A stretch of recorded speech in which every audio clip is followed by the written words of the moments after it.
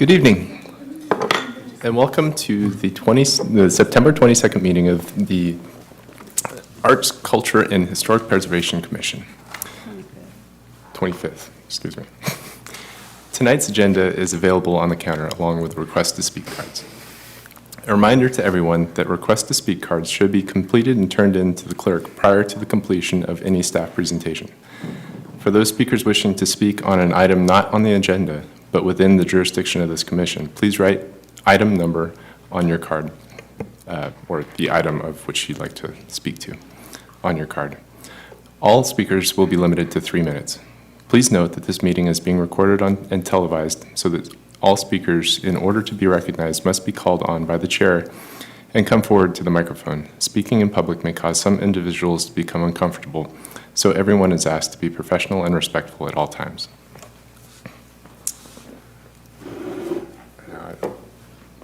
Sorry, I am the vice chair, and so this is my first time doing this.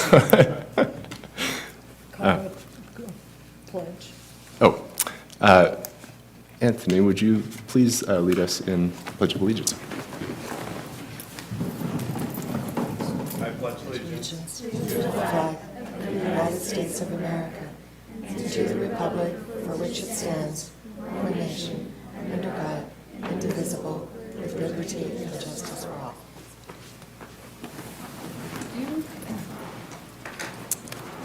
Roll call. Okay. And, That's for roll. roll call, please. Chair Seals, Vice Chair Hayashi, Here. Commissioner Clower, Here. Commissioner Lozano, Here. Commissioner McMichael, Here. Commissioner Volkar, Here. Commissioner Jordan. Here. Alternate Commissioner Brannaman. We have a quorum. Okay. Presentation. Oh, Yeah, just general administration function, presentations by the public. okay, sorry. General Administration Function, Part 1. Presentations by the public on matters not on the agenda within the jurisdiction of the Commission. The Commission is prohibited by law from discussing issues not on the agenda brought to them at this time. And with that, we'd like to have any... Is there anything? No? Okay. No. With that, do any of the commissioners have any communications they'd like to? Mr. Chairman? I have some things to report on. August 14th, I attended a presentation by Randy Cohen of the Americans for the Arts at B Street Theater. It was a presentation on the economic value of the arts. For example, there's $27.5 billion in revenue for a $5 billion federal investment. So that's quite a good return on investment. And I'll make this available to the other commissioners. This is their report on the economics in the art. 26 to 36 extra dollars are generated on average from every attendee to an arts organization. 100,000 people were surveyed in this new survey. And anyone can go to the Americans for the Arts website and see the survey. Any charitable group or arts organization or historical organization can go to their website and have their own unique contributions, economic contributions, tallied by their pro forma. And there are 10 reasons to support the arts. I won't go through them, but I'll make these available to the commissioners. I also want to announce that HR 1649, an economic impact of funding for the arts, has only a 1% chance of being federally funded. So it's something that we maybe should support, but and then on September 17th, I attended a presentation by the Historic Commission here at Turner Library. Mike McGowan, our first mayor, presented the history of West Sacramento and all of the issues involved. Cindy Tuttle, Parks and Recreation, and Mike gave a musical presentation. It was great. It was a great evening. I recommend Friends of the Yolo County Archives. I think maybe we should all be members. It looks like a very good organization. And on 9/18, the Creative Edge Sacramento Arts and Cultural Plan held a town hall at the Clara Raley Performance Center for the Arts. And artists packed into that rather large room, but there wasn't any room. Obviously, artists are very passionate about creating a plan for arts in our region. There was an open art studios on the weekends of the 9th and the 16th, and that was absolutely fabulous. And if anybody has any questions, I'd be happy to answer. Thank you. Is there anybody else? We would like to introduce Christy Jordan as our newest member of our commission. If you'd like to say a few words about yourself. My name is Christy Jordan. I'm a third-generation West Sacramentan Broderick girl, and I look forward to participating. Thank you. Thank you. Okay, is there anything else? No? Okay, then we'll move on to the presentations. First up is a presentation on the Kids Zone and Club West Programs book, Life with Middle Schoolers, by Jennifer Hall, Recreation Supervisor, Youth and Teens. Hello, thank you for having us. My name is Jennifer. Like he said, I'm the Youth and Teens Supervisor for West Sacramento Youth and Teens programs. And I'm here to talk to you about 916 Inc. It was a program that we had at Elkhorn, our middle school program, 6th through 8th grade. And it was an amazing opportunity for them. This was the first project that 916 Inc. did in West Sacramento. It was an enrichment program. They worked with them once a week. In the workshop, students became part of their own writing community where they wrote together, they shared their work. They were given the opportunity to give and receive positive feedback on each other's work. They were given different writing prompts and taught different types of styles, such as poetry and short stories. In the end result, they were able to be published in a book, Life with Middle Schoolers, and I passed it out so you guys can see. The book release party was held at the community center, the West Sacramento Community Center, on August 23rd. Each student received 2 copies of the book, and they were able to invite friends and family and fans to the book release party.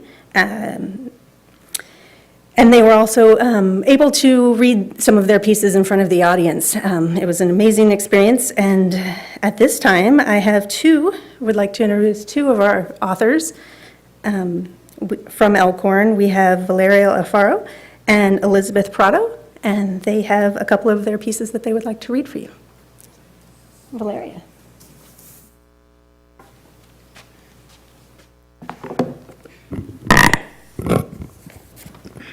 Hello, my name is Valeria Alejo. I'm in 8th grade and I go to Elkhorn Village. My story is called Treasure. The tide was low and I had spent most of the morning at the beach, picking through the tangled seaweed for treasures. So far, I already found a speckled pebble, a piece of driftwood, a shell with a inside that glistened like a pearl. It was almost time to head home when my foot hit something hard. I bent down to brush some sand away and uncovered a bright green glass bottle. It must have been very old because the weaves and the sand had polished away all the shine. The top was sealed with a cork and some red wax. And when I held the bottle up, I could tell that there was something inside. What could it be? I broke the wax and pulled the cork as my hands shook with excitement. And then rings, pieces of gold, small diamonds, and many marvelous pieces of jewelry came rushing out. I ran back at home as fast as I ever could run in my life so I could show my parents what I had found. They were both very surprised and could not believe what I was holding. My parents went to exchange the jewelry and the other valuables for money. In return, we got $100,000, which is a lot of money to me. So 2 weeks went by, and in those 2 weeks, I spent the night at my grandma's house where we played soccer and I won. And you'll never believe what happened next. My parents bought Disneyland tickets for the whole family. That day I found out that my parents were getting married. I know that's nothing to be excited about, but for some reason, for me, it just was.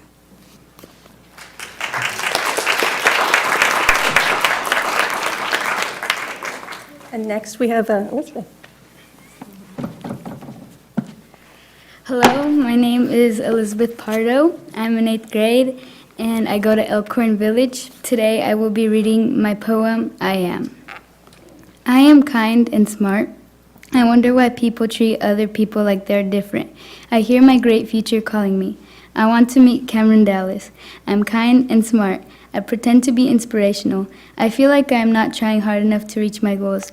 I touch the stars when I'm excited. I worry that I will lose my family. I cry when someone I care about is hurt and slowly destroying themselves. I am kind and smart. I understand that no one is perfect. I say to never give up even if I really want to. I dream to reach my goals and make the world a better place. I try to make people feel empowered. I hope I will be remembered once I'm dead. I am kind and smart. Thank you.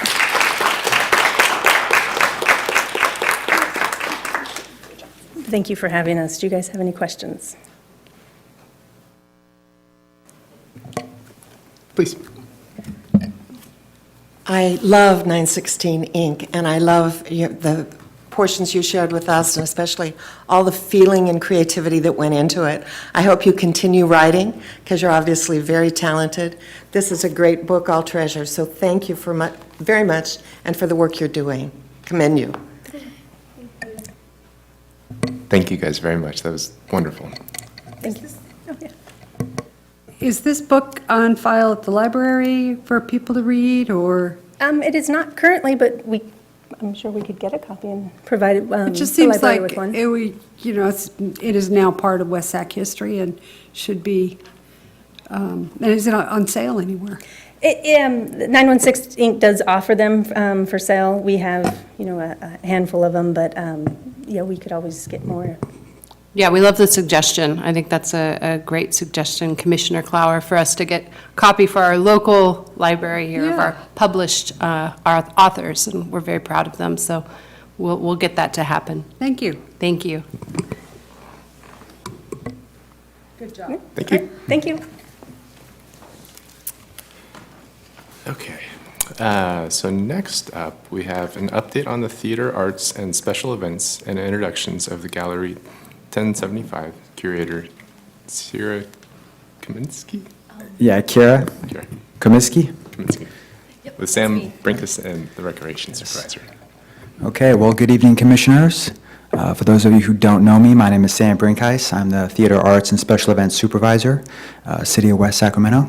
And I would like to formally introduce Kira, who is our new Gallery 1075 Arts Curator.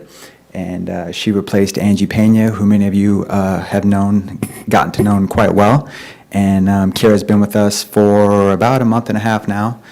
And since then, she's really come on and just kind of dove right in and really doing a great job. So we're really excited that she's here. And you'll hear from her further on in the presentation. So if you could go ahead and pull up the PowerPoint, please, Robin.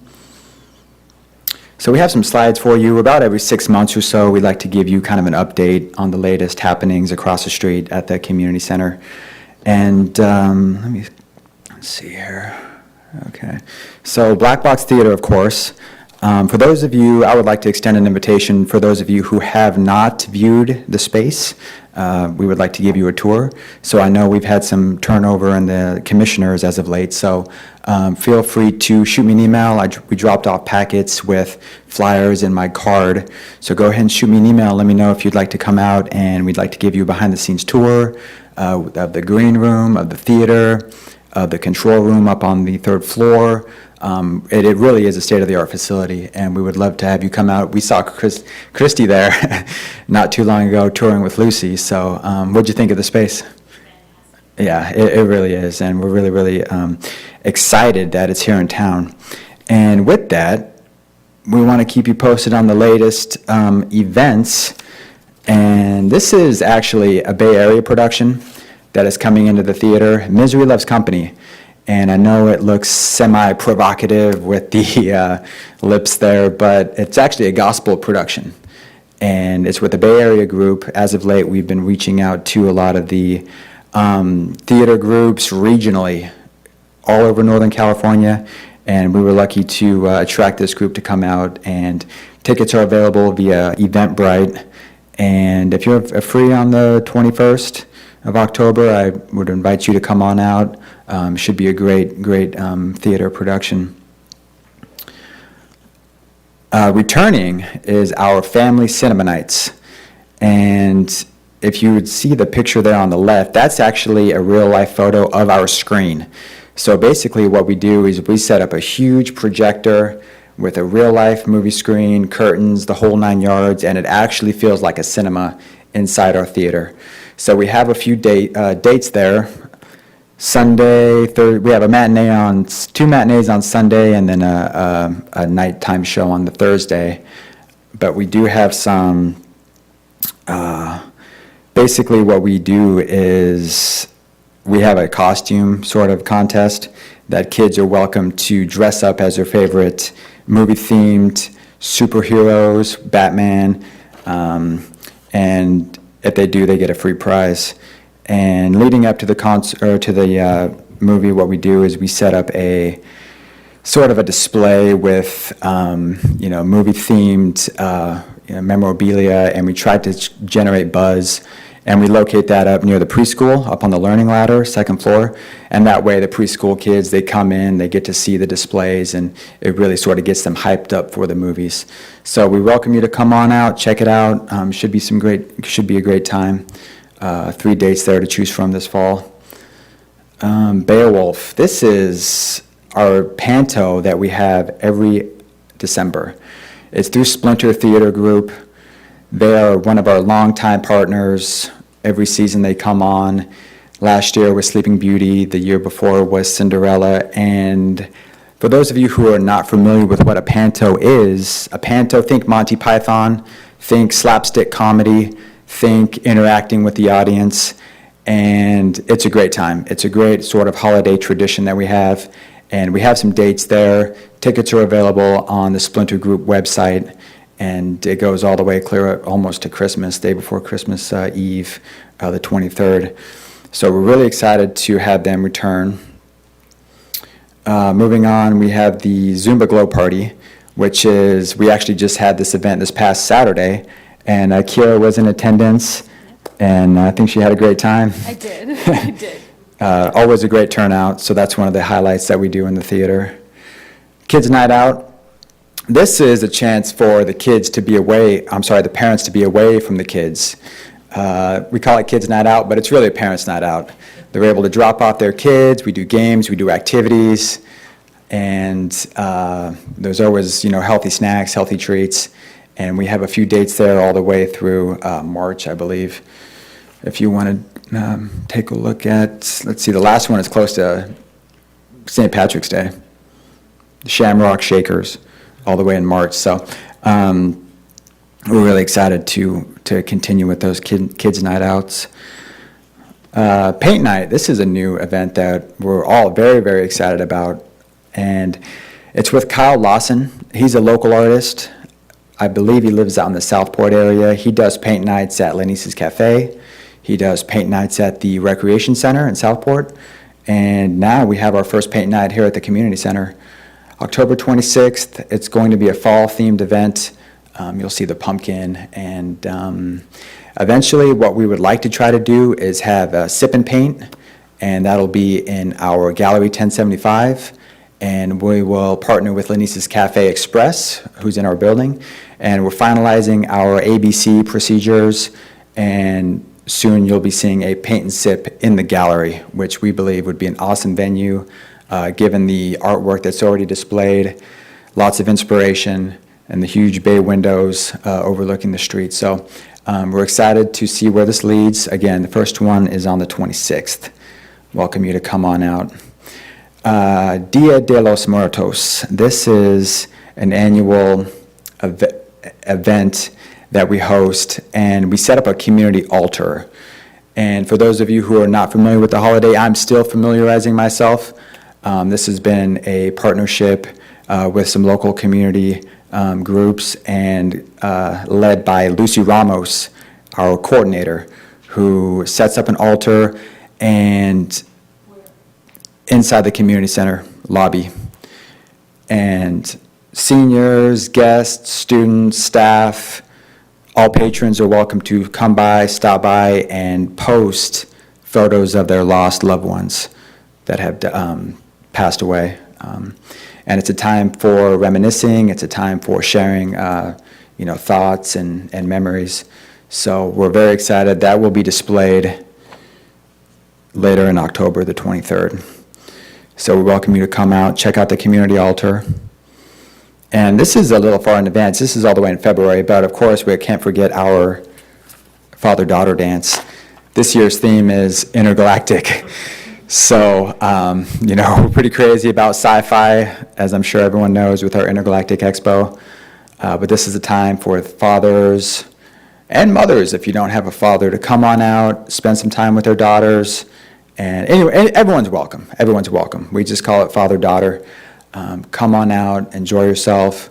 We have a nice red carpet event, catered food, and we have lots of photo ops, DJ, dancing, games. It's always a great time. So that's all the way in next year, 2018, in February.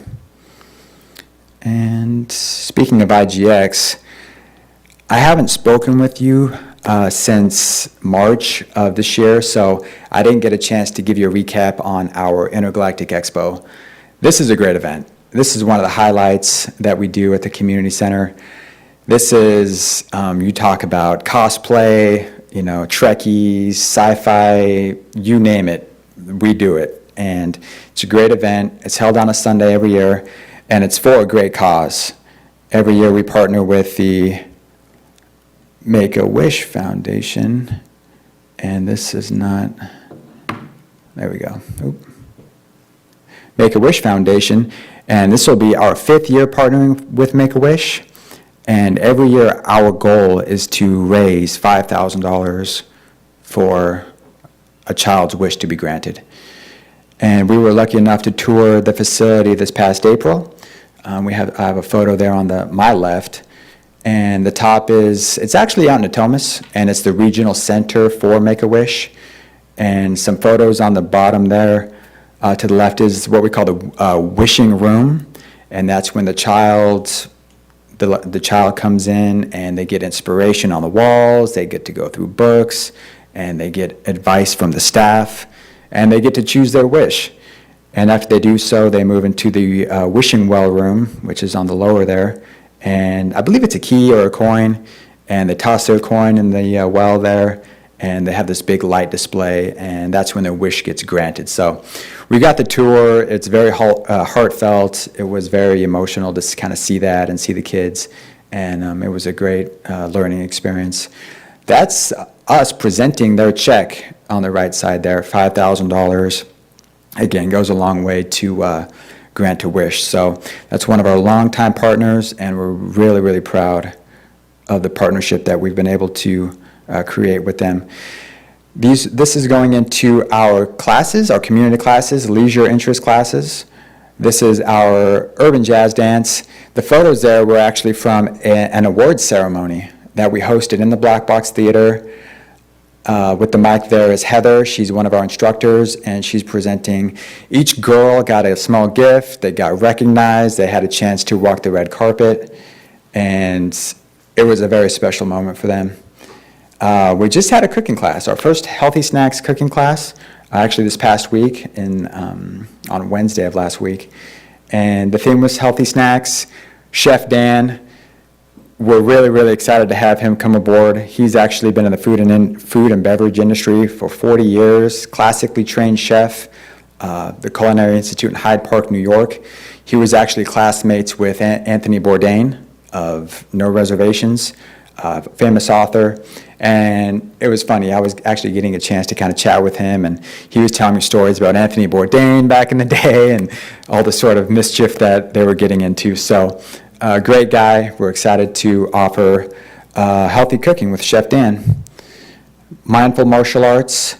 This replaced our classical taekwondo and karate taught by the longtime Saxtons, which were recognized, gosh, I want to say a couple months ago at the commission's meeting.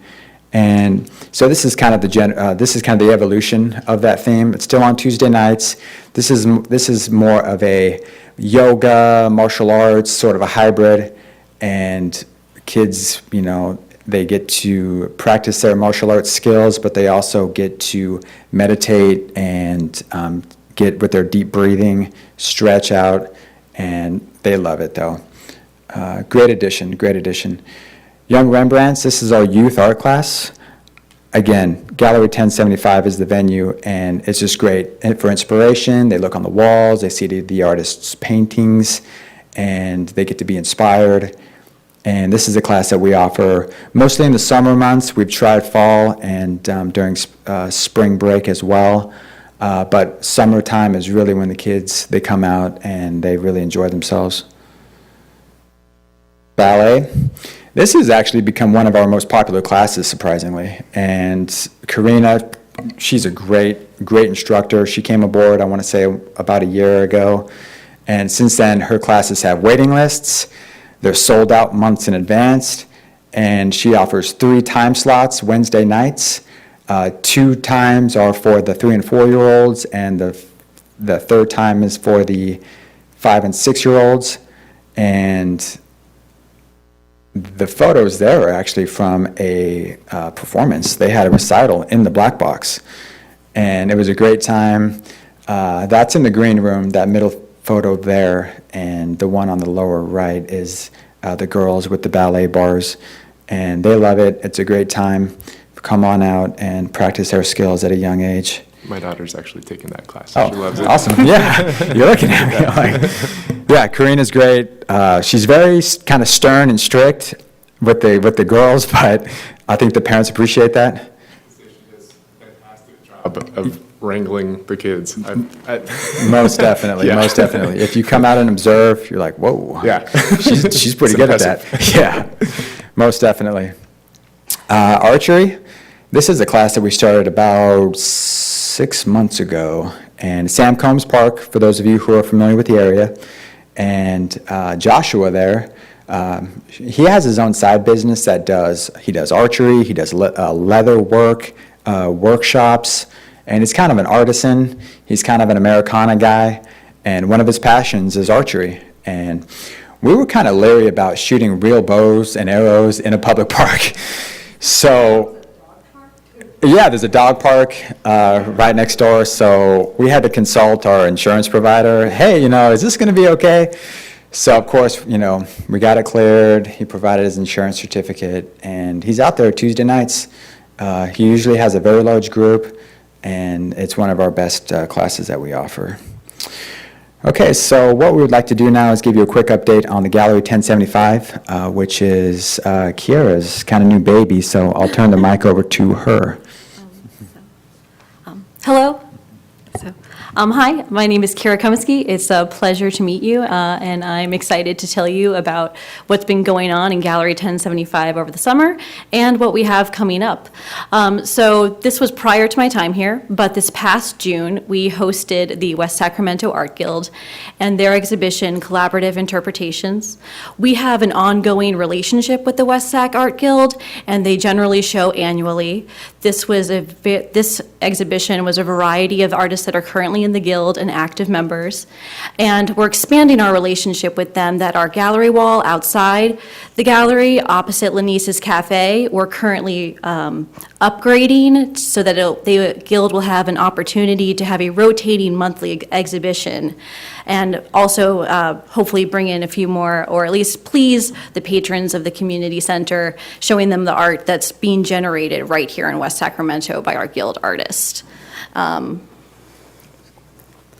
Following that, this previous July, we had City 6. They had also exhibited the year prior and came back to us this year with their show entitled 6 More City 6.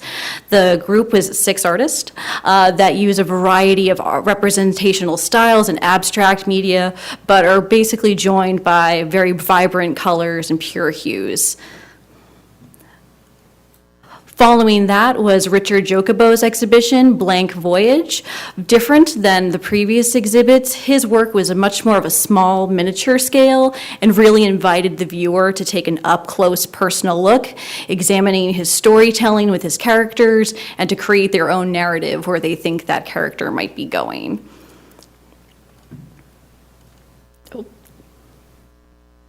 Okay, sorry about that. Currently on exhibit is Madeline Joan Templeton's Exquisite Melancholia series. This is a variety of oil and acrylic paintings of various sizes, some of them as large as the display walls itself. Madeline uses a variety of medias, watercolor as well too, and she uses lots of vibrant hues in her work. Her connecting theme is mental illness, namely depression, and she uses those vibrant hues around these kind of exhausted characters to invite the viewer to actually embrace mental illness and depression as opposed to be repelled by it. Coming up in the exhibition, actually the president of the West Sacramento Art Guild, Patty Callahan, will be exhibiting with us. We'll be having the art reception this upcoming Tuesday, and we would love it if any of you are available. It'll be from 4 to 6 on Tuesday, October 3rd. Patty has created this whimsical series of work based on these 2 characters she created, Mildred and Steve, their adventurous visions, and this is based off an antique doll within her family going on these various adventures, some of them around West Sac itself. Next month, we will be hosting the after-school safety educational programs, the student show. We also host their art show every year, and this year they've chosen the theme Dia de los Muertos, the Day of the Dead. So they will be, which coincides with our community altar exhibition as well too. So it is going to be a juried show. So the best examples of work from the school program will be selected and on display for the community to enjoy. And last but not least, James Jensen's whimsical storytelling series. He will be continuing with a Dia de los Muertos-like theme, and also his work explores Mexican-American heritage. He is a storyteller as well too, so most of his works are narrative and utilize many vibrant hues. So we're going to have some very fantastic Dia de los Muertos basically gracing us this holiday season. And I'll turn this back over to Sam. Okay. Thanks, Kara. Well, that concludes our presentation. Do you have any questions for us? Please, go ahead. Sam, are all of these things that you've listed on the website somewhere so that mothers can say, what can I stick my kid in this week? Yes, yes. We have or what's available in our wonderful city? Yeah, community center page and then leisure interest classes. Those are all of our classes. We have a special events tab. We have a black box tab, a gallery 1075 tab. Great. And you'll go through and browse and it's updated weekly. This was great. This was really a nice presentation from you both. Thank you. Oh, okay. Thank you very much. Any other questions? I just wanted to thank you again for coming out. I know you put a lot of work into it. I was just curious for the two things, if you needed judges, let us know. Yeah, that might be good. We will be hitting you up, yes, for the ACES After-School Education and Safety After-School Program, the show that they'll be doing. Jennifer Hall, who spoke earlier, she's going to be emailing you, inviting you to come judge. And then hopefully on the night of the reception, when the children show their work in Gallery 1075 and the families are there, we'll also invite you to maybe hopefully give out some of the recognition awards for the students. So yes, you'll be getting emails shortly. Thank you. That would be great. And then I was just curious, are we seeing better attendance? Is there anything, I know that sometimes in the past that was an issue. Are we seeing more folks coming through the gallery now? We most definitely are, and our attendance is up in all of our leisure interest classes, Gallery 1075, and with Cara Board, we hope to keep it going. So. Awesome. All Thank you, right. Sam. Thanks, guys. Welcome Appreciate aboard, it. Kara. Take care.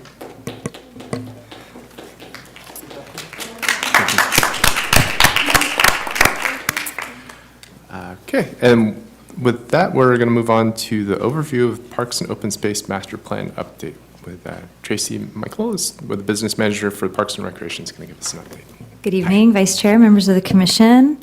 Pleasure to be here tonight, really to provide you a primer of what's to come on the new year. So we have a consultant on board. I have a brief presentation. And as part of our next steps discussion, we're going to talk about maybe a combined Parks Commission, Arts Commission meeting after the first of the year to really formally kick off some of the planning work. So just to give you a little bit of background about the master plan update, I think in the past I've just provided really brief updates about the process. We were in the middle of a solicitation for a consultant team, so I thought it would be helpful to give you a little bit of background, an introduction to the planning process, and then preparation for what's to come in early 2018. So for the background, we have a Parks Master Plan that was adopted in 2003. A lot has changed since 2003. We have definitely grown as a city, and our demographics, which I'll touch on in a minute, are shifting quite a bit. Our geography is changing. We have major levee improvement projects that are actually creating some new opportunities for outdoor recreation that weren't anticipated in 2003. Certainly some new funding opportunities as well. And then as our demographics are changing, so are our recreation programming needs.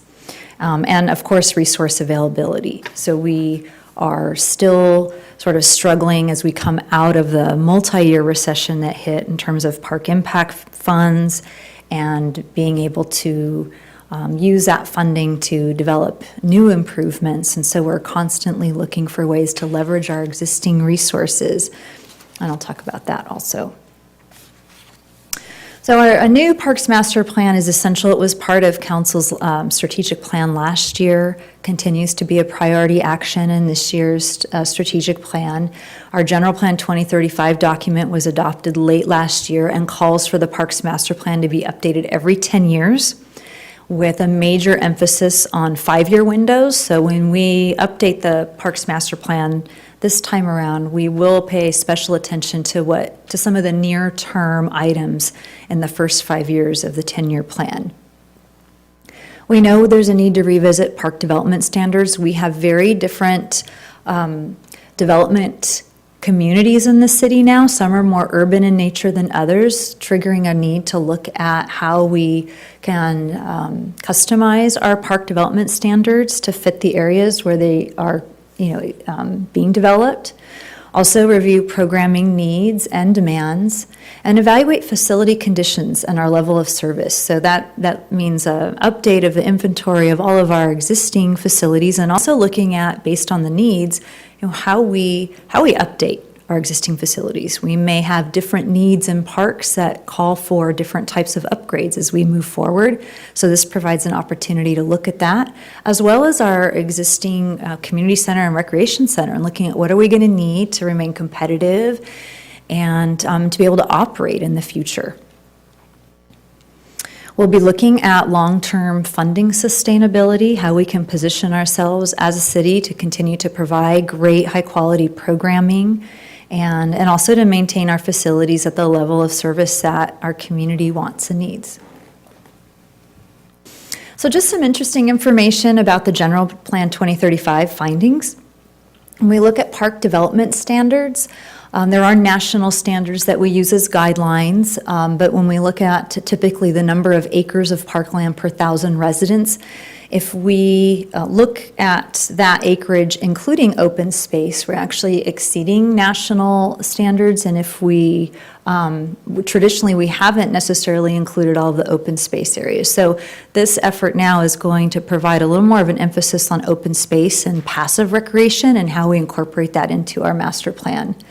What's really interesting to me are the demographics in the future. All age groups are growing, but when you look at the age groups that are growing the most, it is age 45 and over. And so that really does, cause some thought for how we're programming in the future and what our park facilities look like in the future. And then we have specific plan areas that are focused a lot more on urban parks, linear parks, maximizing the riverfront as an asset.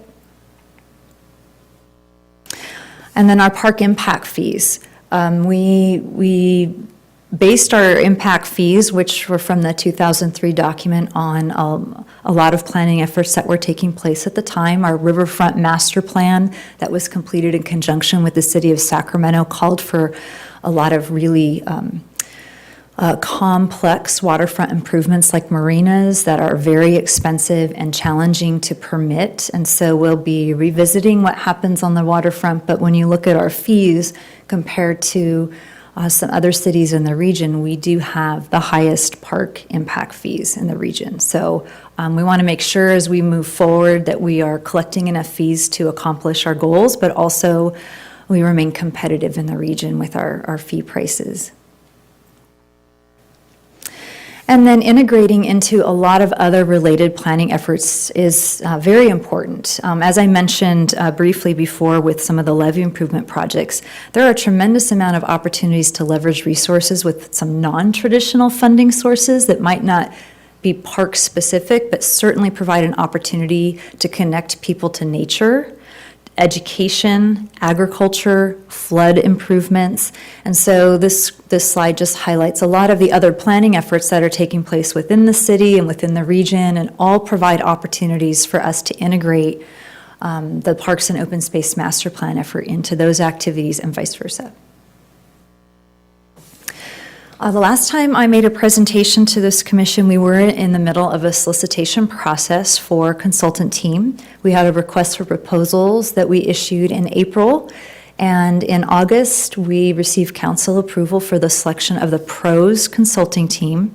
PROS is a national firm that has done a number of outstanding award-winning parks, open space, trail, master plans. So we're really excited to have them on board.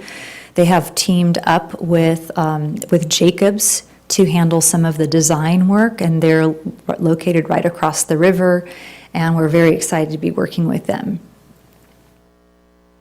The scope of work in the RFP process included a civic engagement component, looking at existing and future facilities, trends and standards. Although we recognize that as a city we're unique, so we want to be mindful of national trends and standards, but also come up with something that's very tailored to our community. I wanted to highlight the community needs assessment because part of this process does involve a statistically valid survey, so you as commissioners may get questions from members of the public. Our goal is to try to launch that survey before the holidays hit, because we really lose people during the holidays, and so we want to get that survey out next month and give people time to complete it before the holidays hit. So we're crafting the questions right now in the survey. Generally, the questions pertain to our residents' use of facilities, why they use them, why they may not use facilities, which ones they are using and why, our rentals and our parks and our buildings, programming needs, whether they're being met or if there are some unmet needs in the community. So those are the general types of questions that will be in the survey. You may be selected as a recipient of the survey. The statistically valid survey ensures that we complete enough surveys over a period of time to collect information on every demographic group and every geographic part of the city. There's some additional analysis that we also included in the scope of work, as we thought it was both timely and important in order to complete our Parks and Open Space Master Plan effort.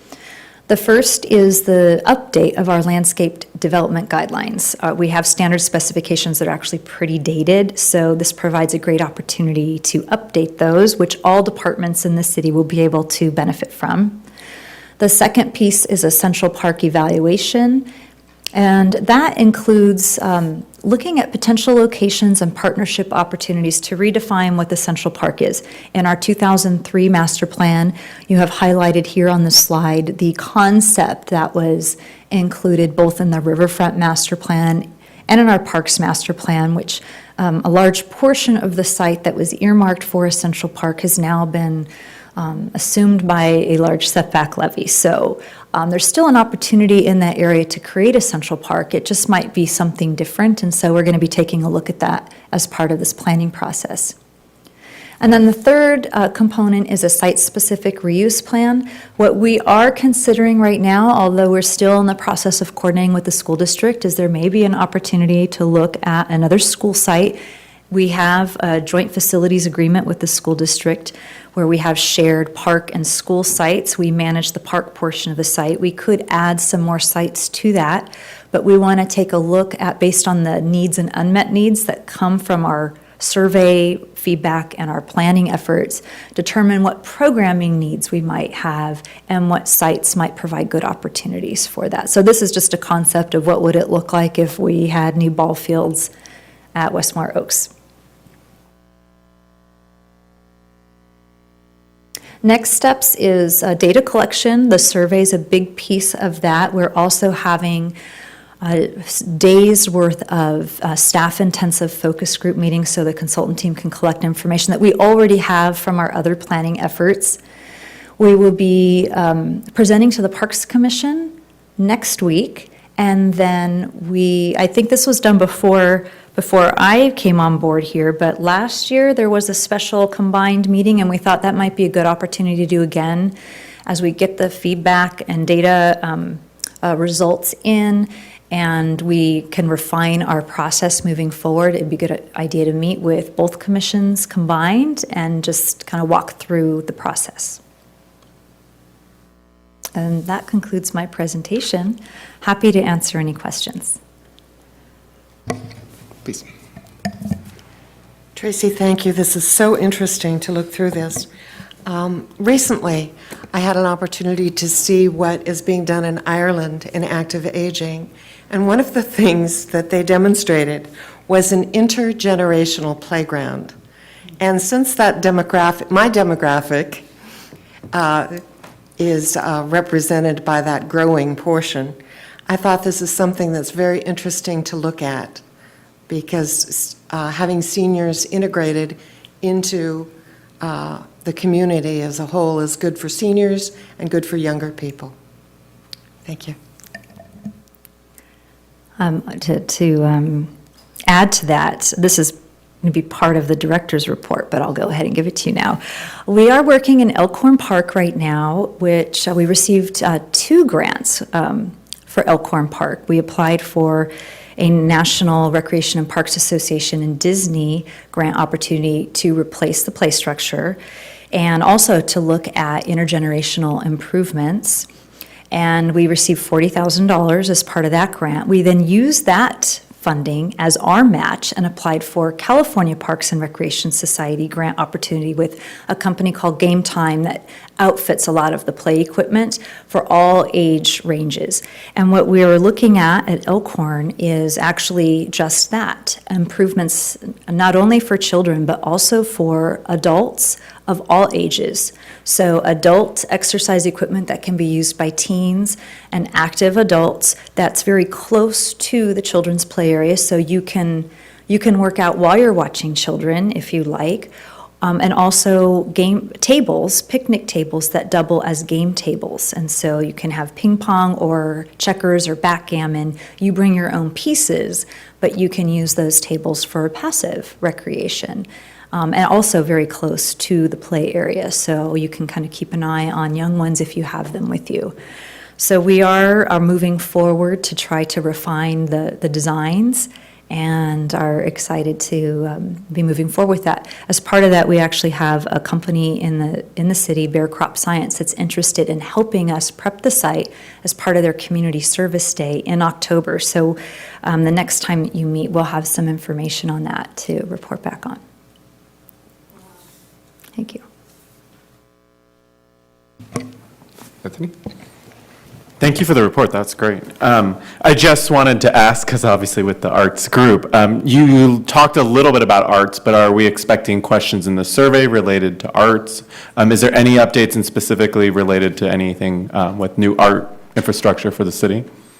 Well, we are going to be looking at that. We're working closely with economic development to identify, where we appropriate locations might be. If there's a kind of a bigger strategy about where we want to be strategically placing art in our linear parks or along trails as part of trails, and then how we accomplish funding for that. So as we look at our Nexus study that evaluates the fees and the ability to implement projects, we'll be looking at any of the restrictions that play into art components in the parks project. So we're working with Katie Jacobson. Is she here? Yeah, she's coming in tonight. But we have begun those discussions because I think there is a nexus there to see how we can play that in. There aren't right now any specific survey questions geared to art in public parks. There are general questions about what people like about different public spaces. So maybe we can add something about art in there, and that way we could get people thinking about that and providing more direct feedback. So that's a good suggestion. Thank you. Thank you. And I was just going to add, so I did participate in the last joint meeting, and I just want to, it was a great meeting. So if I believe the structure was set up so there was kind of a workshop for the community beforehand.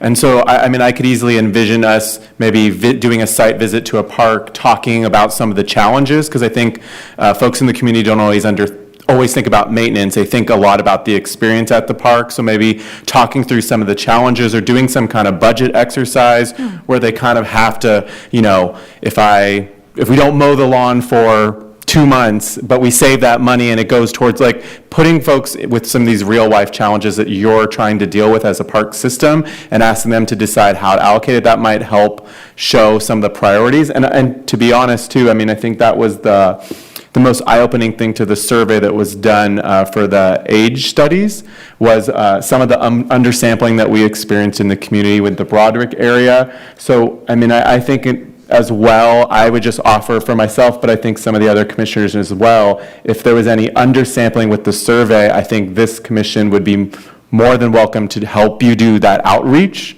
to reach any of those populations that aren't participating in this survey. Great. Thank you. This is my first official question as a commissioner. So the community needs assessment, how is that data being collected? How are you choosing who the data is collected from? So for the survey, we actually use an outside company that specializes in administering these types of surveys. They send out a number of surveys, and there are questions on there that tell you about the responder of that survey, and and 2 specific addresses to make sure geographically they're targeting all of the areas, and they don't stop the survey process until they've met their response threshold. So that's just one way. The other way is that we're really trying to build on work that we've already done. So like John Robinson's done a tremendous amount of outreach with active aging, and all of his information is being incorporated into our process. The same for the general plan update. We collected a lot of information and a lot of input from people. So we're trying not to reinvent the wheel, but use information that we already have. And then if we feel like there's some gaps, we'll do more specific outreach, either by going to events, being at our facilities with surveys, or online surveys on our website, to fill in, some of the data gaps that we have. Thank you. Just really quick, so this is going back to last meeting too. I'm obsessed with these rope courses, but anyways, so you did touch on this a little bit. I actually had a slide in my presentation Right, the about one that. that I you took it touched out on. to save time, but. So is that happening, or what's going on with that? We are still negotiating. It will be a concessionaire agreement. We were hoping to be back in front of council the last meeting in September. We're shooting for the end of October now, but we're just really kind of waiting for information to come in from the ropes course operators and refining numbers on our side too. The city is responsible for street frontage improvements, so we're working through that component and integrating it in. And so it's still in play, and we're working very hard on that site. We also applied for a grant to state parks for funding additional nature-focused improvements on the site. So hopefully we'll find out in the spring if we've received that grant award.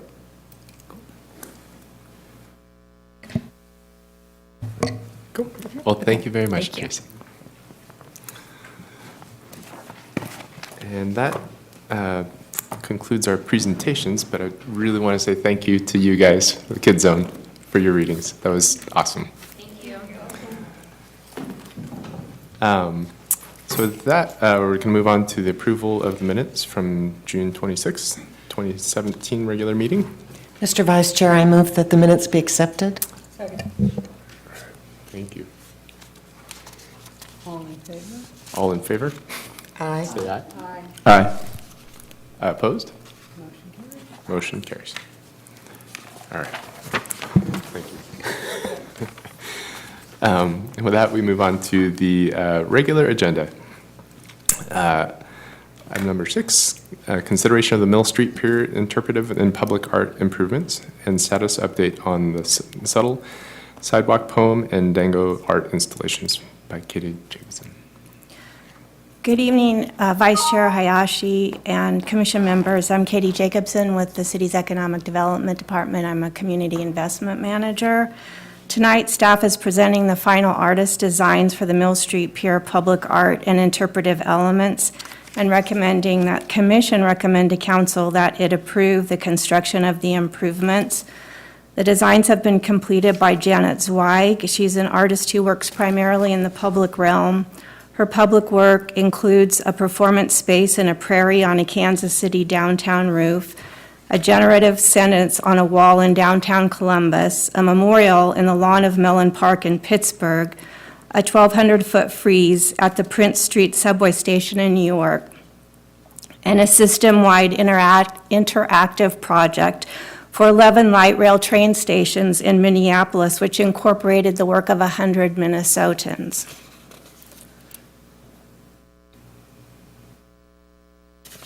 She has 6 current commissions in progress, including the City of San Diego, Seattle, Austin, and Spalding University in Louisville, as well as ours. She teaches at the Rhode Island School of Design and at Brown University. Her sculpture and books have been exhibited widely in such places as the Brooklyn Museum of Art, Exit Art, New York MoMA, PS1 Museum, the Walker Art Center, and the Cooper Union. And her awards include the Rome Prize Fellowship, NEA Fellowships, and residencies at MoMA PS1 and the McDowell Colony. So I just want to take you through some of her other work to give you a sense of what this artist explores and the themes that she works in. The first work that I want to show you is called If You Lived Here, You'd Be Home. And she did this for a light rail station in St. Louis. It was commissioned by Arts and Transit. And the work garnered a lot of press and attention for an area that had previously not had a distinguished identity. And creating an identity for this neighborhood was a goal and objective of the work.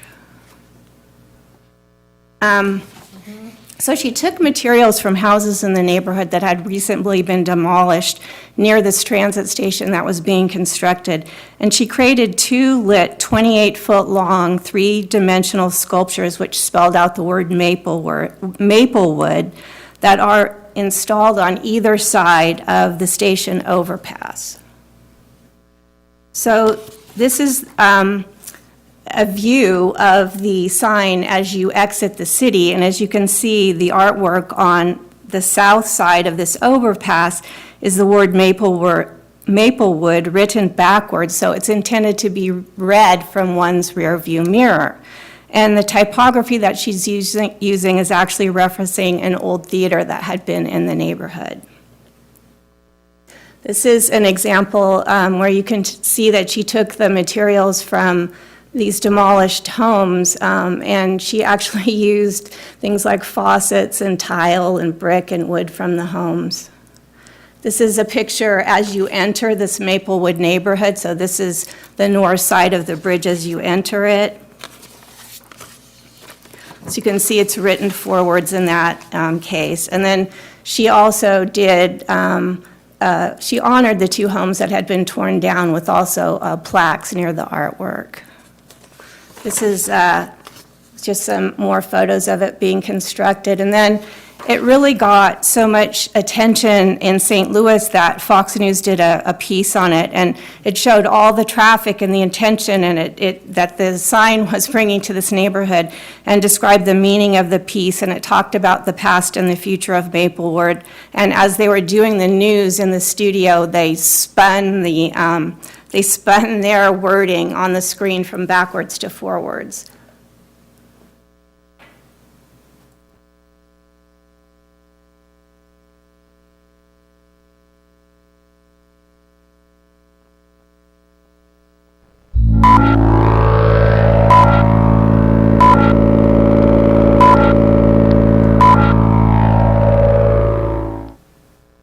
You're watching St. Louis's Newsroom.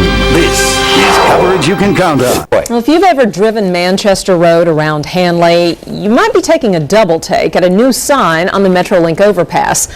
Some would even say it's worth a second look. Yeah, Fox 2's John Brown is live in Maplewood to let us know what the fuss is all about. John? Well, Tom and Mandy, this new sign certainly does get some attention. You can see it behind me. It's Maplewood spelled backwards. But on the other side of the bridge, it's spelled correctly from left to right. Well, it definitely gets attention. People driving here on Manchester, you can see them kind of peeking up to look at it. If you're like me, I even went around the block twice to make sure that it wasn't me, that it actually was spelled backwards. Well, yes, it is backwards, but there is a reason for it. I think it's nice. I like the colors of it. I think the one problem is that it's backwards. So, what's the story behind the sign? First off, it's not a sign, it's art. And it is not a mistake, it's intentional. When we were installing it, we had one or two people come up and say, "Do you realize that's backwards?" Here's the historical quote that's the driving force behind the art. We drive into the future using only our rear view mirror. Simply meaning... And it symbolizes both the future and present of Maplewood as you enter into town, and as well as looking to the past and remembering our history during the community. The artist is interested in bringing together the old from Maplewood with the new. The sign is constructed from pieces of homes that were demolished in Maplewood in the last 15 months. You'll see there's a doorknob, there's a pool handle, there's a faucet, and these are all items taken from those homes. I would say that 95% of the people like it. It gives them something to think about. Only one person's called it stupid. People are thinking about it. The worst thing would be if they drove by and they didn't notice.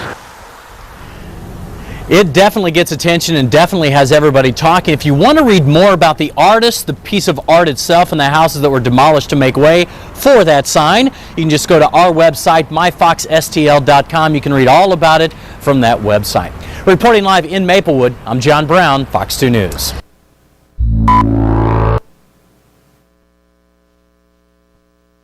This is another installation that she did in Pittsburgh. It's very different.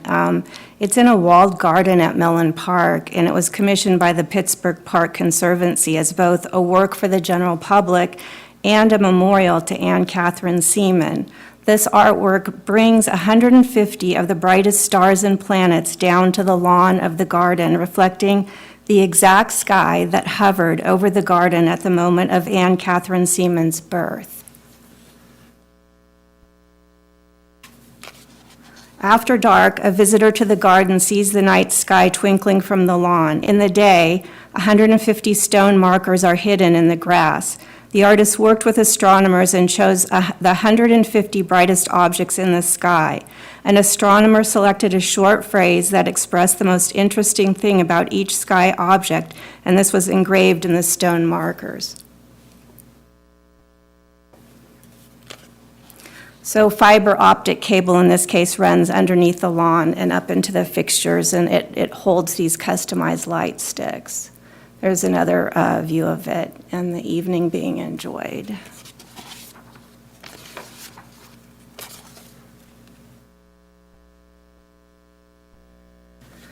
This work that she did is titled Prairie Logic. It was done in 2012. And she completed this work in collaboration with architects, and it was commissioned by the city of Kansas City, Missouri. So this work also is about orientation and identity. So she designed the piece around the beautiful prairies and grasslands in Missouri. After she was commissioned to do the piece, she recognized that these grasslands and prairies are some of the most endangered habitat in the world. So she decided to create a real prairie on the roof of a high-rise in downtown Kansas City. So she imported all the grasses from the native grasses from the prairie. Then she craned a full-scale, real train boxcar with wheels onto the top of this high-rise roof, and then installed a train track. Then she added sound and lighting to create a year-round performance venue.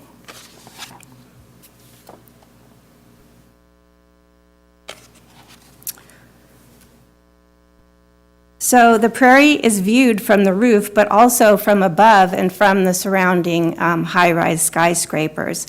She used perforated metal to make it transparent, and the boxcar, as I said, is a performance venue with ongoing curated performances throughout the year. And it's beautiful at night because the interior lights really make it glow, and then it's surrounded by gravel for the visitors. This is another one of her works. It's called Analog Scroll, and this is a piece that she did for a bridge in Pennsylvania. She hired 10 writers from Western Pennsylvania, and each were commissioned to write a site-specific text for the bridge and about the bridge. And the text advances every 2 weeks and scrolls across the bridge. So each writer's text is read over the course of the year. So it will take 10 years for everyone to read what all 10 writers have crafted. So there's some more pictures of it. So every 2 weeks, the letters are on tracks, and they push them manually, and they remove one section from the front, and then they add a new section until an entire text is gradually displayed over the year.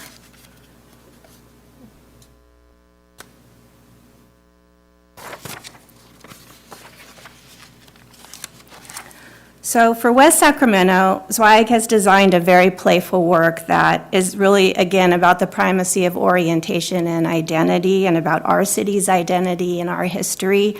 The artwork has two components. It's the orientation aspect of it is in two senses, or in two ways. It's both the orientation of the visitor and the orientation of the resident. So the work is located in the river because it references both the central geographic defining feature of our city as well as a historic narrative about our city.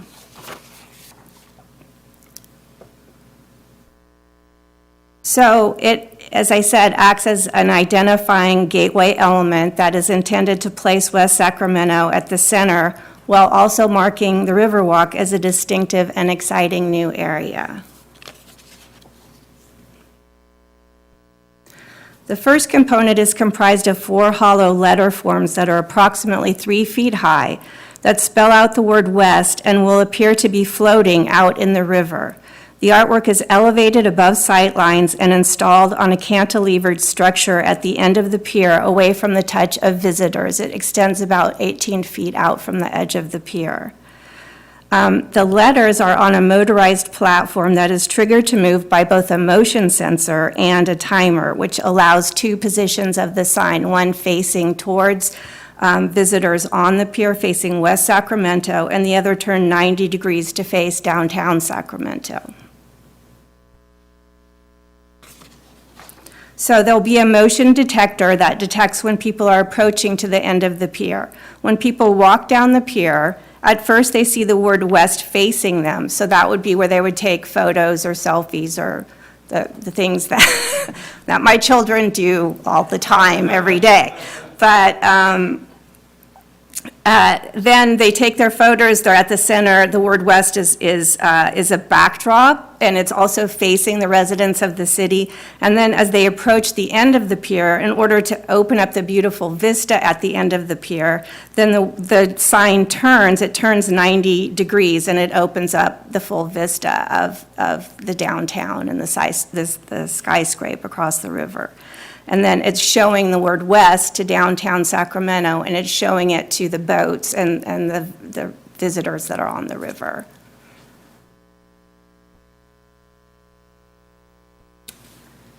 So this is just some visuals to kind of give you a sense of you're approaching, you're coming from the river walk, and you're going down the pier, and then a motion detector is triggered that the motor that you're present, so it's turned towards you. So the sign, in order to avoid bird nesting, has to turn at least twice a day, so it will be automatically turning twice a day, but it also will be motion censored for visitors.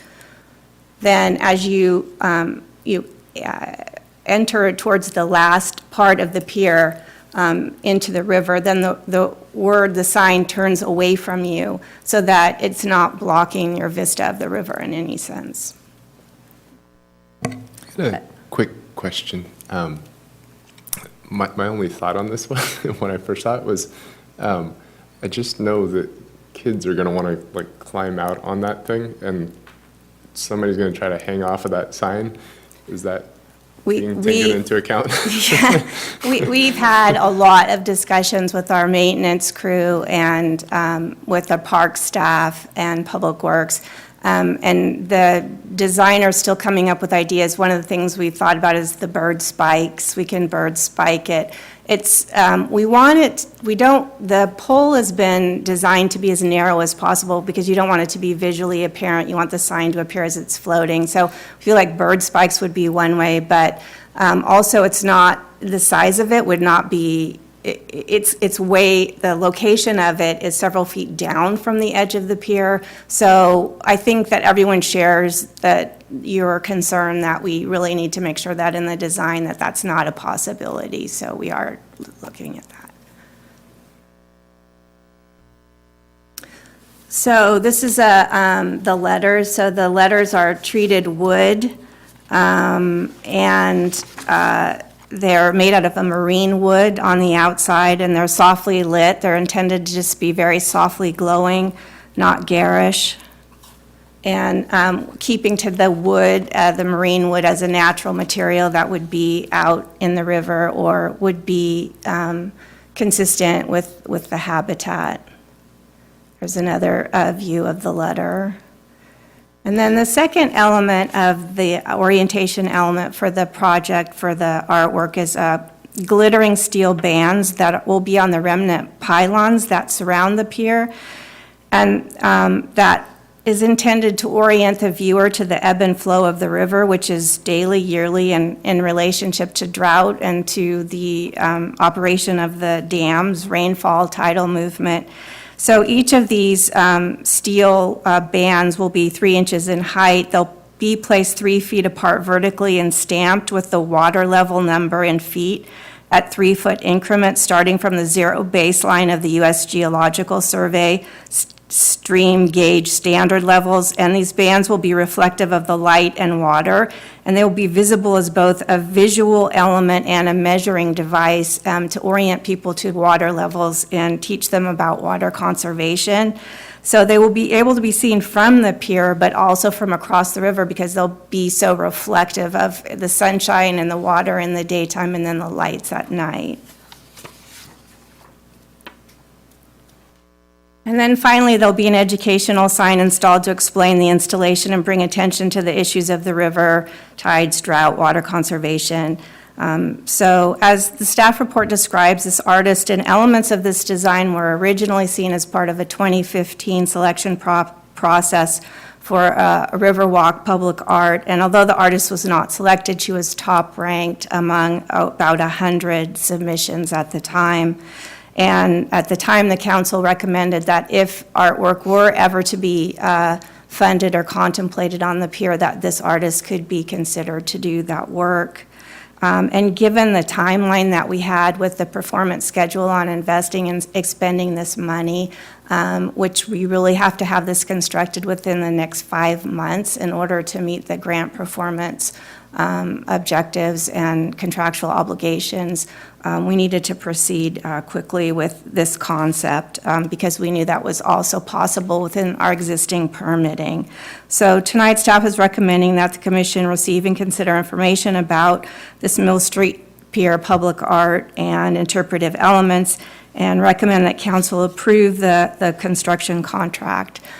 So I have also some slides to update you on other art and going on, but I didn't know if you wanted maybe to pause at this point to just discuss this piece, or if you want me to continue and complete my updates.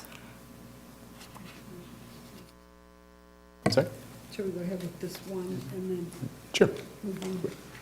Okay, let's go ahead with this. Oh, okay. Yeah. I had a quick question about the lighting on the lettering. It says in the description that it's going to be softly lit. Is it going to be, are lights going to be exterior to the or is it going to be lit from within? It's lit from within. So she has partnered with Kibo Works, which is a local artist who does lighting art, and he's designing a prototype right now, but he's actually, there's a wire that will go through the pole that extends it out and up, and then the lighting is inside the letters. And it's really important to the artist that it be very softly glowing. She doesn't want it to look at all like a neon or, yeah. I think that'll be beautiful, especially going over the freeway. Yeah. You can look almost Yeah. down at that level. Yeah. You'll be backwards to the freeway. That's true. Yeah.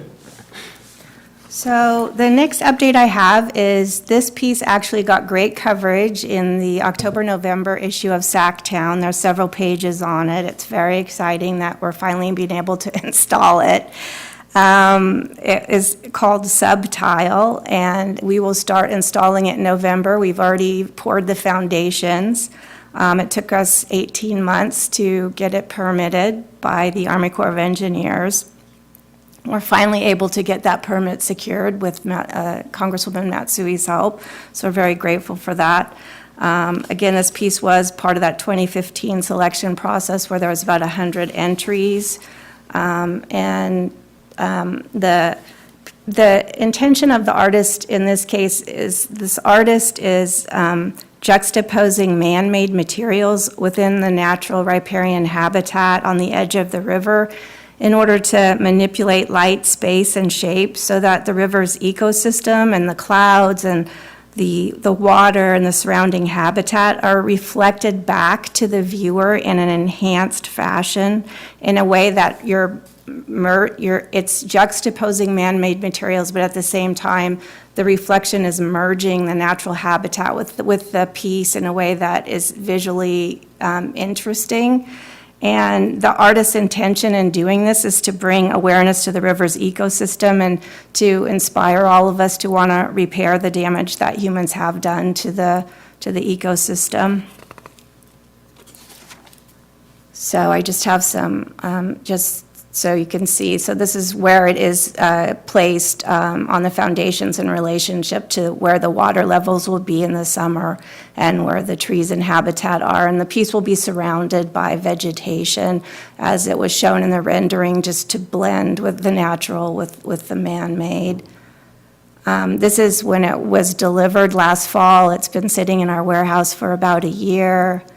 Here's a picture when Chris Sorosky went to Prague in order to inspect it while it was being fabricated, but you can see the scale of it against where Chris is standing and how huge and impactful it's really going to be. And this is the location of it. More photos and renderings. And then just to give you a sense of the motion of it.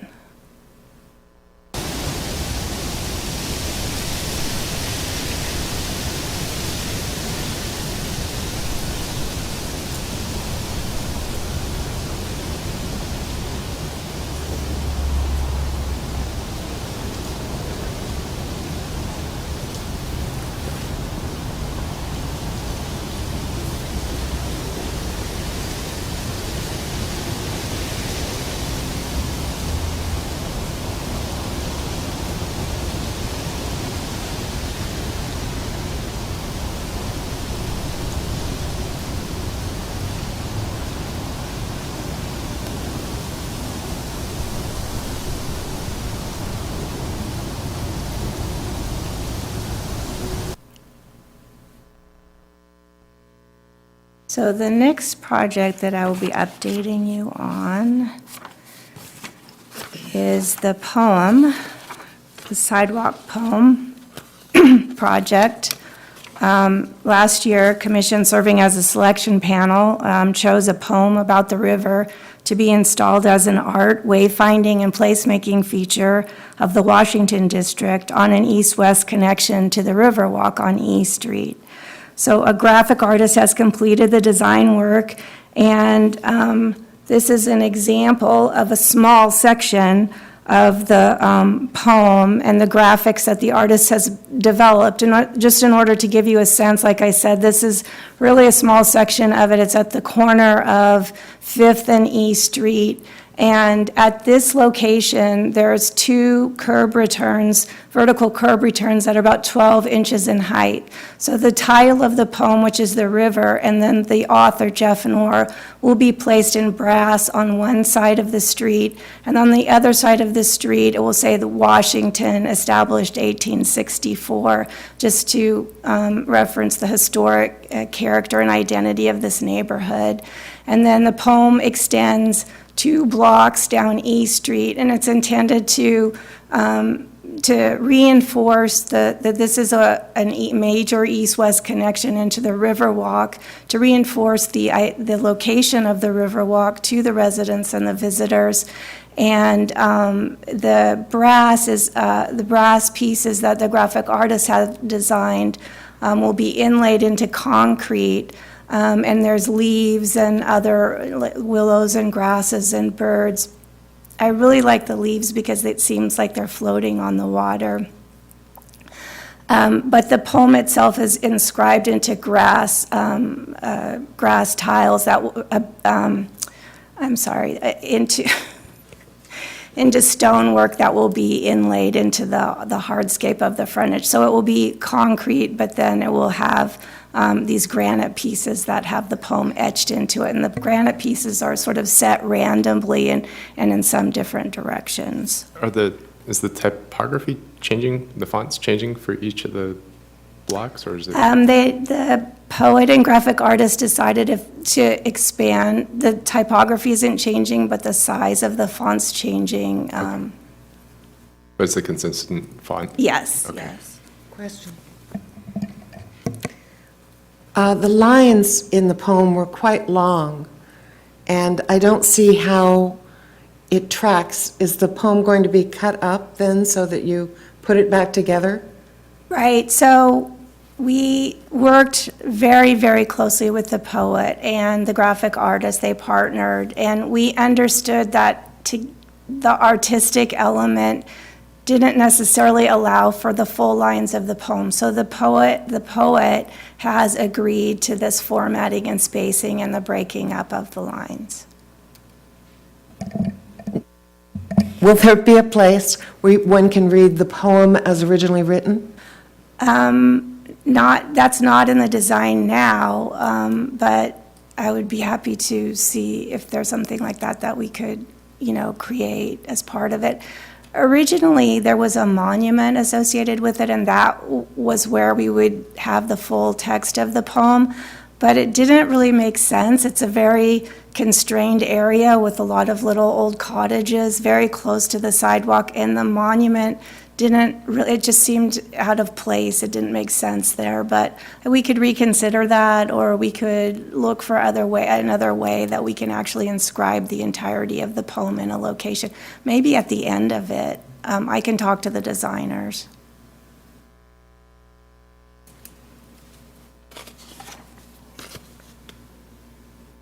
That's just another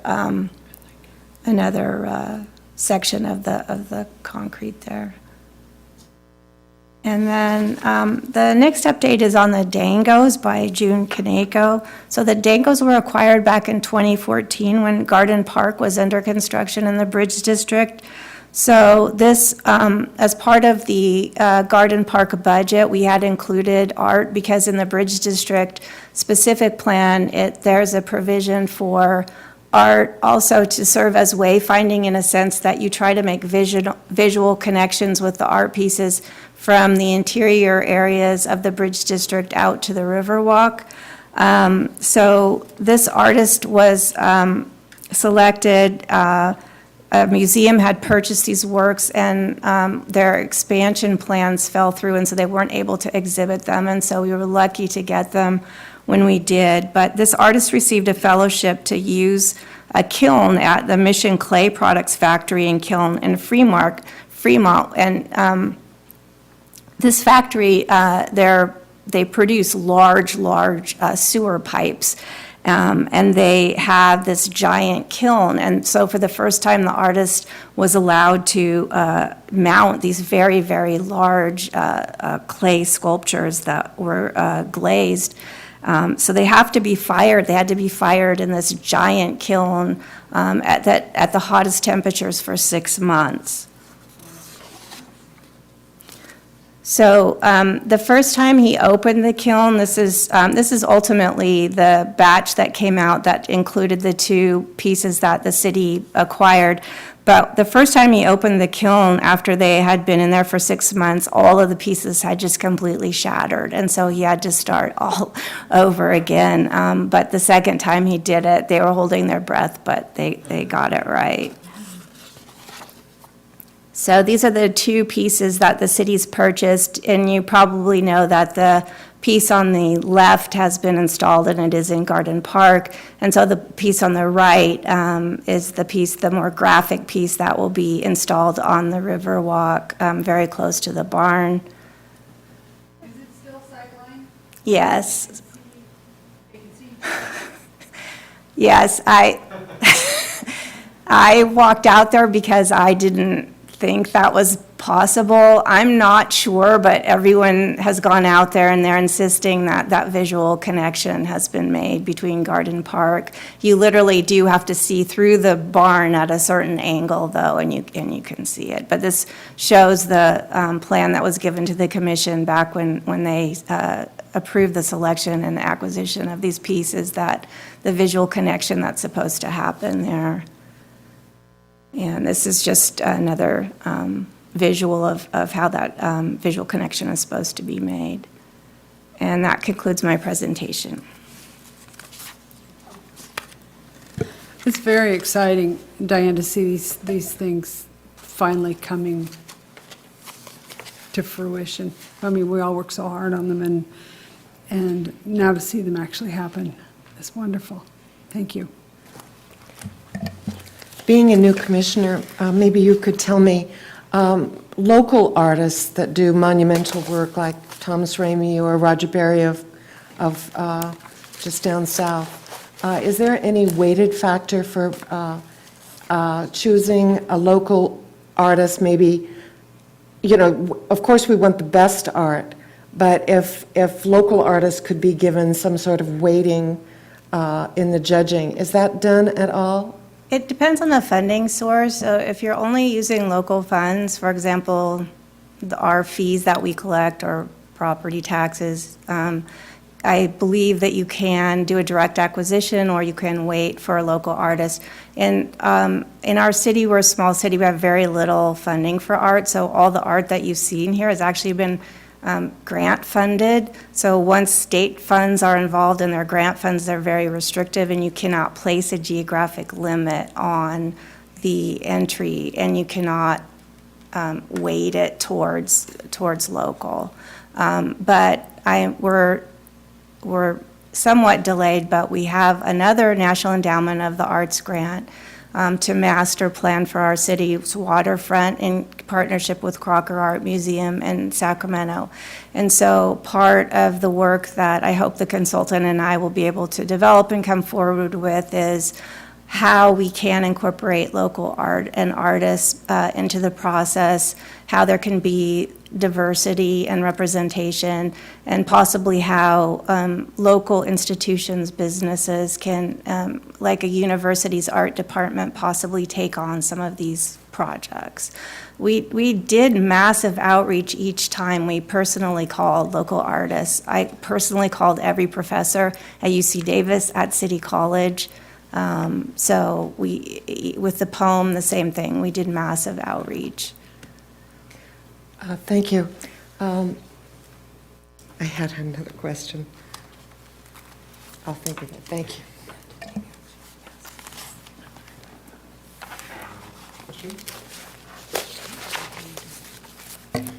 Thank you very much. Thanks. I do believe this was an action item, It is. so we are maybe hoping for a recommendation. Can you find the recommendation? I'll move the recommended action. Do I have a second? I'll second. Motion is All in favor? all in favor? Aye. Aye. Motion carries. Motion carries. Thank you. One final comment, if I may. The Crocker Art Museum staff did not know that we had an arts commission in West Sacramento. Oh, they do too. They do too. We've worked with them in selection processes. I just hope that we're communicating with them because the education director did not know about us, and she's the one putting the planning, she's the chair of the planning for all the arts in the Sacramento region. I know Lyle's our partner on the NEA master plan, and I know she knows the Arts Commission, and I made sure that Sacktown knew we had an Arts Commission and that our Arts Commission had taken all these actions. So. Good, I appreciate it, thank you. Thanks.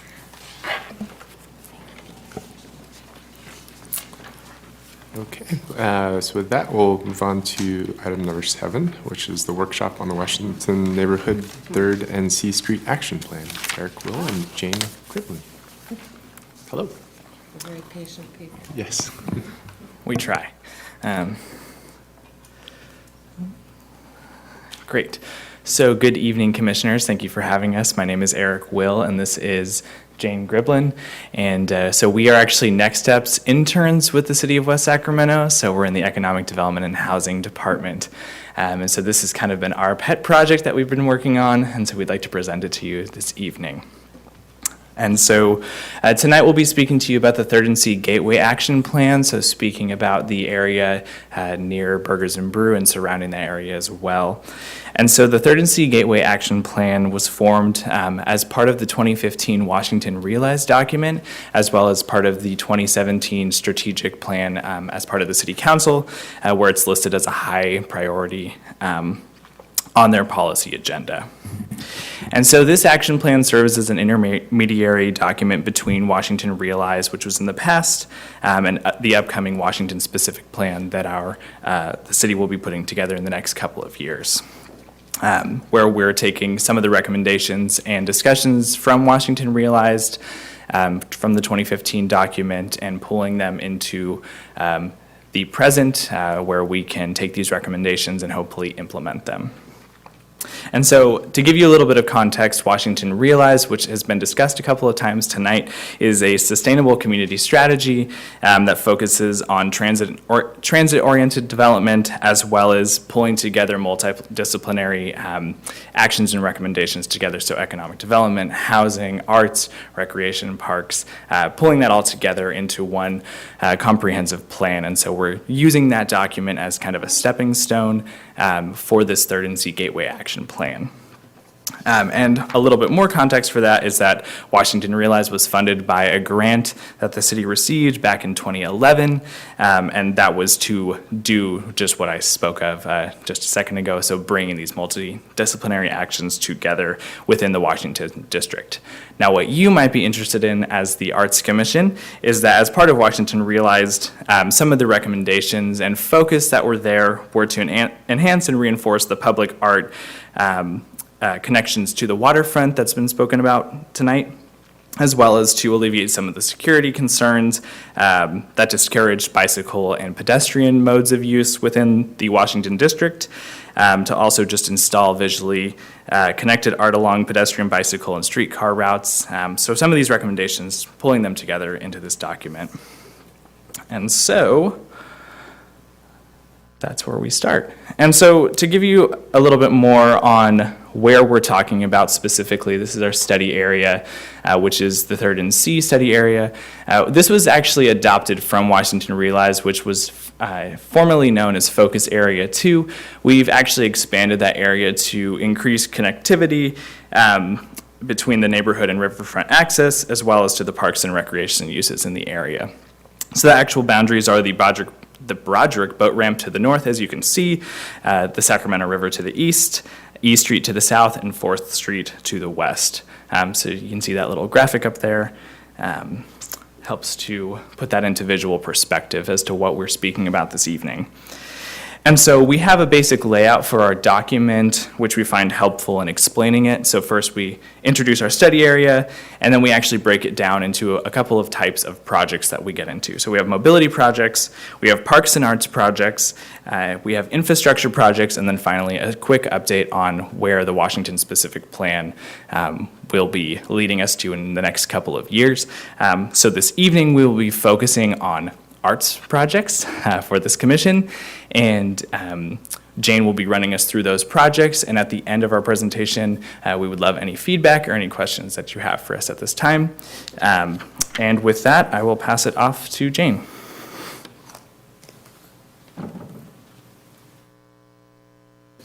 Thank you, Eric. Good evening, my name is Jane Griblin, and tonight I will be presenting to you the arts projects.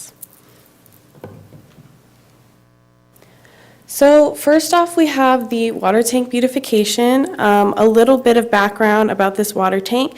It is located at the Broderick Boat Ramp on the corner of B and 4th Street, and it serves as a utility for the city of West Sacramento. And it should be considered for beautification in accordance with the wayfinding policy found in Washington Realize. And so a wayfinding beacon is defined in Washington Realize as a strategically placed art icon that creates a destination point to encourage residents and visitors to walk through the neighborhoods and down the Riverwalk. So currently, the water tank is just a plain white surface, and it's gated all around. And so some findings that we found throughout our research to come up with the document is that Washington Realize discusses the importance of wayfinding beacons along the waterfront to really emphasize specific places where you can access trail points that will lead you to the Riverwalk. And so a beautification of this water tank could help reinforce this goal because, like I said, it's located at the Broderick Boat Ramp, which also leads to the North Riverwalk Trail. And so some project deliverables that we hope to accomplish throughout our implementation of this water tank beautification is to establish the best method of beautification and set the requirements for that, and to identify the funds for it, as well as soliciting an artist. And some policy considerations that are taken straight from Washington Realize are to invest in the existing improvements, which this is an existing improvement of the water tank that we would just invest in it by creating a mural of some sort, possibly just to make it a wayfinding beacon, and to clearly identify a point of entry and exit, and to emphasize the connection to the Sacramento River. So whatever method of beautification that we would decide on, we would ultimately want to emphasize the connection to the river. And some sample policy questions that we would consider throughout implementation would be how best we can use this wayfinding beacon concept to incorporate in the beautification of the water tank. And so we're not exactly seeking immediate direction tonight, but this is just something to think about throughout the process. No, not currently. This is just the initial idea. So next we have, Is that fence going to remain? yes, Okay. it has to remain. Yeah, I was going to say. Yeah. So next we have the historic water tank and river walk tower relocation and redesign. And so some background on this, first for the water tank, is that this is a historic water tank and it's located at the corner of 2nd and C Street. And it needs to be relocated in accordance with the C Street Bridge project. And some background for the tower is that the tower is approximately 100 years old, and it's currently not serving any functional use, but we would like to include a retrofit and modernization of this tower to comply with the wayfinding policy in Washington Realized. And so some findings for the water tank is that the water tank, like I said, is a historic water tank, and so it currently serves no functional use. And like I said before, it will need to be relocated because of the C Street Bridge. Do you have a location for that? No, that's part of the questions that we would like you guys to consider. And some findings for the tower is that the tower was previously used as an emergency radio relay for Yolo County, and it is still currently owned by Yolo County, but it is no longer in use today for the emergency radio relay. And at the base of the tower is an unpaved informal walking path, so we think that this would also serve as a good wayfinding beacon since it is already used as a walking path. And then the original artwork for both of these projects, for the water tower and for the water tank and for the tower, they were both part of the 1996 riverfront improvements. So that's why they have similar designs for both of them. And also that the tower itself is made out of steel. And so some project deliverables that we hope to accomplish are to establish the best method of beautification for both of these, and to establish a relocation site. That's our end goal. And so some policy consideration from Washington Realized is that these are strategically placed art icons, and we want to have them serve as wayfinding elements. As I've been reoccurring, saying over and over again, is that we want to really emphasize access to the riverfront. And so our sample policy question is how best can this wayfinding beacon concept be applied to where they are relocated.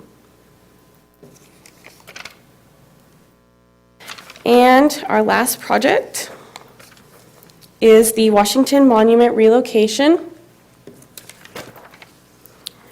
And so this Washington Monument needs to be, it is at the intersection of 3rd and C Street, so right outside of Burgers and Brew and Bean and Barrel, and it needs to be relocated in accordance with the proposed street improvements for the C Street Bridge project. And so some findings is that Washington Realized brings out the importance of art beacons and icon placement along the streetcar route, which is where this will be, as shown in our diagram here. But it did not officially identify a relocation site for this monument. And so our proposed relocation site is where the star is on the diagram, and that is a raised median. It is an island streetcar stop. And yeah, like I said, it will need to be relocated from its current location because of the C Street Bridge. And so some project deliverables is to determine if this location at the streetcar stop is an appropriate site for relocation and to identify funds as well. And some sample policy is that to strategically locate the public art to reinforce the district's cultural identity, which we really want to emphasize because this is the Washington Monument, showing that you are now entering the Washington District in West Sacramento. And also to use the streetcar stop to activate the transit-oriented development in this region. And so some sample policy questions is when we consider the impacts of the C Street Bridge project, how should we interpret the policy from Washington Realized in order to determine a relocation site? So similar to the last slide, we want to use the wayfinding policy in Washington Realized in order to determine a good relocation site. And with that, I'll hand it back to Eric.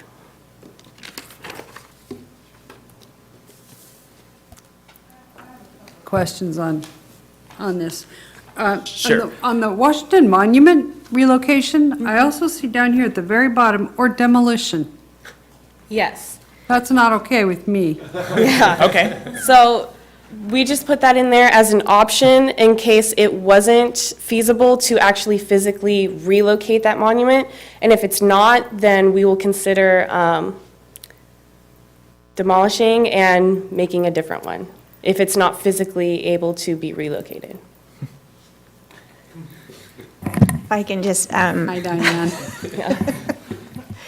I just wanted to reinforce that this it has to be relocated as a result of the new bridge. The bridge will have to cover the funding to replace it. So if it cannot be moved because it just simply is the nature of the foundation and the way it's built that it will crack, then they will have to replace it as part of the bridge cost.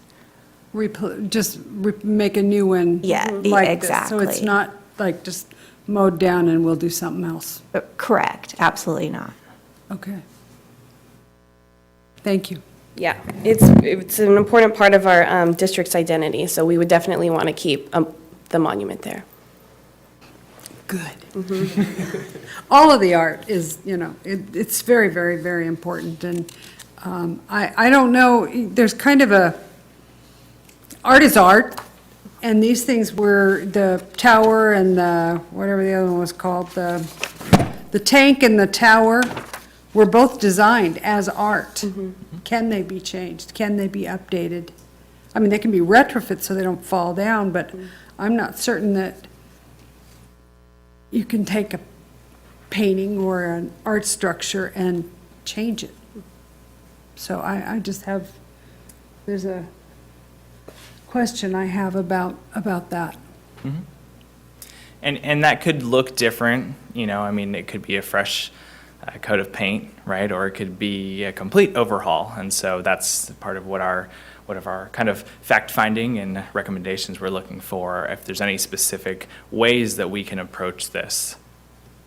I don't know that the water tank is particularly current the paint on it is particularly current, but it is a piece of art. Mm-hmm. So there is a challenge there on how can we make it vibrant but the theme of the thing kind of needs to stay the way it is.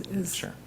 And I think that's part of why we would say that if there needs to be a change, if it's determined that no change is necessary, then that's always an option as well.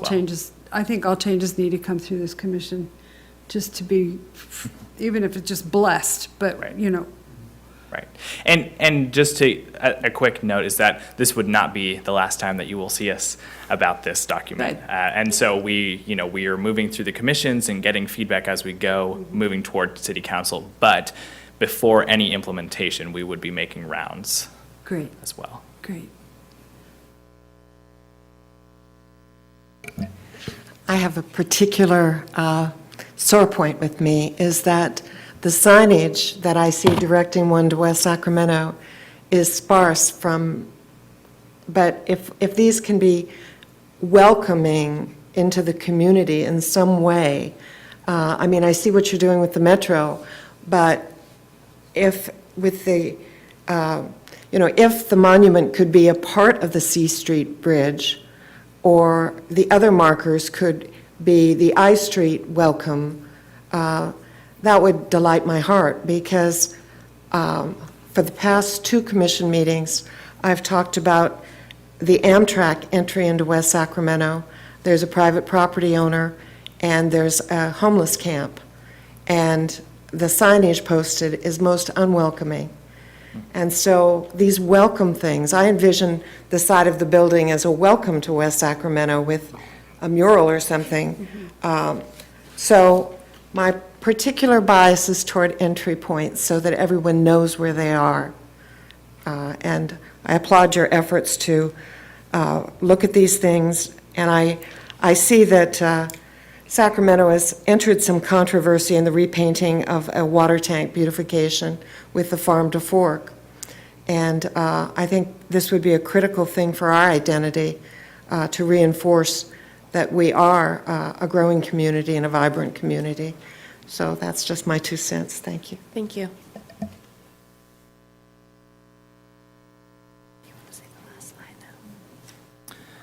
And we did actually have one more slide for you. Sorry to just go back. It was just, in case you're wondering about updates on this project, we will be at the Economic Development and Housing Commission on Wednesday, and we plan to be at the Planning Commission on the 7th of December and into City Council in January. But that is tentative for now, but we know we'll be at Economic Development and Housing on Wednesday.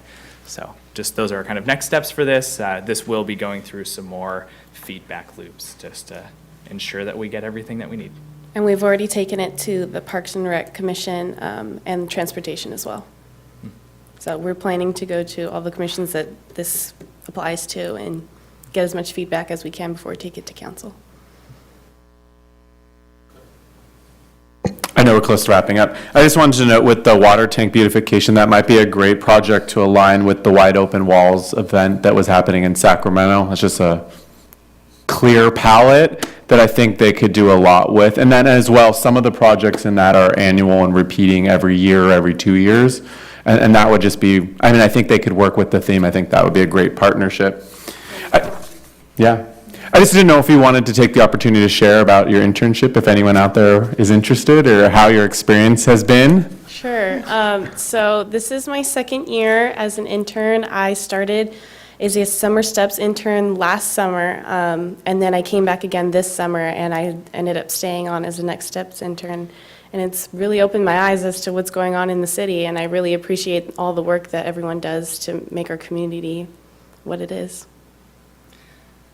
And I'm an older intern, so I'm actually I've worked for a couple of years, but decided to become an intern for the city of West Sacramento while I study for my master's in public administration. So just been doing some work with Jane and with the Economic Development Department. So a little bit of the Third and C as well as some real estate. So just kind of getting in there and getting the work done. But it's been a great experience so far. Thank you for asking. Yeah, I just want to commend you because I think that was a really great presentation. I can tell that you've been prepped thoroughly, and so thank you for bringing that to us today. Thank you. Yeah, we've done it twice before, so we've got some experience. Thank you. Anything else? So with that, I think we need the motion to Adjourn? Thank you. Adjourn, or are we? General administration. Oh, okay, sorry. So general administration, item number 8, I have a director's report.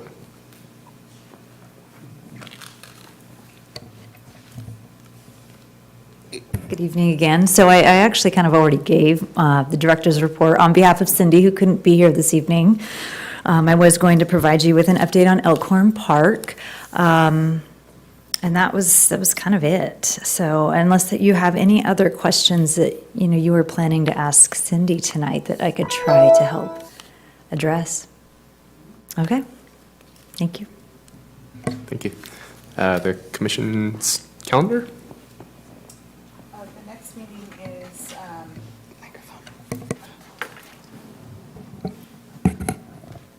the next meeting is December 18th.